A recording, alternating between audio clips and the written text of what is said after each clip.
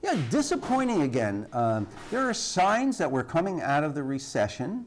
The housing market is starting to stabilize. The stock market is back up over 10,000. So you'd say to yourself, consumer confidence should be going up, and yet it went down again. And there's no question it's the employment situation. We've got 10% unemployment that's hovering over everybody's head. We've got underemployment, people who have to cut back their hours or take a lower paying job in order to keep a job.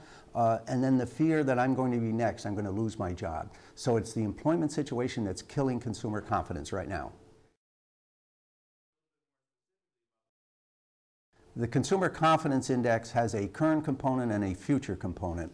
And when we analyze those, the future component is really scary, particularly for Upstate. So right now we have, and we've got to remember, these are all bad numbers. So we've got Upstaters who don't feel very good right now and feel worse about tomorrow. Now in New York City, future confidence is approaching the break-even point. And break-even, that's where the good answers equal the bad answers.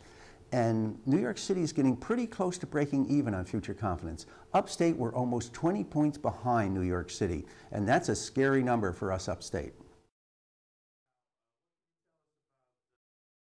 Now we look at buying plans for major items. Cars are pretty flat right now, and that's not surprising. We had the cash for clunkers. A lot of people bought cars then, so it's not surprising that car buying isn't robust right now. Home buying is down a little bit. Home improvements are down.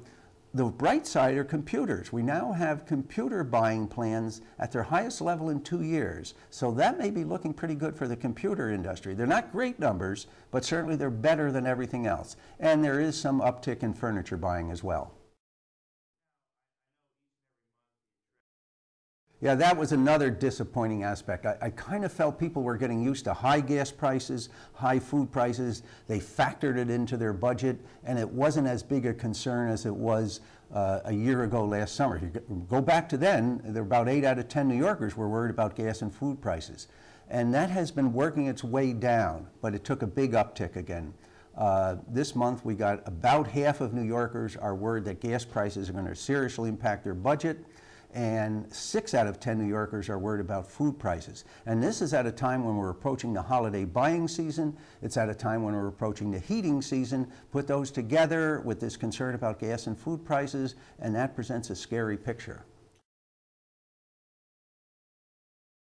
Yeah, I think as I look at the big picture here, I don't see a really strong holiday buying season this year. And if we look at Black Friday, it was about the same as last year. And you got to remember, comparing this year to last year is not really a great comparison because last year wasn't very good. If you recall, last October, November, stock market was falling 500 points a day. So people went into Christmas season last year not with great buying plans. And so to compare this year and say, well, it's about the same as last year, that's not a good comparison. So right now, I don't see anything out there that makes me think people are really going to splurge for this holiday season.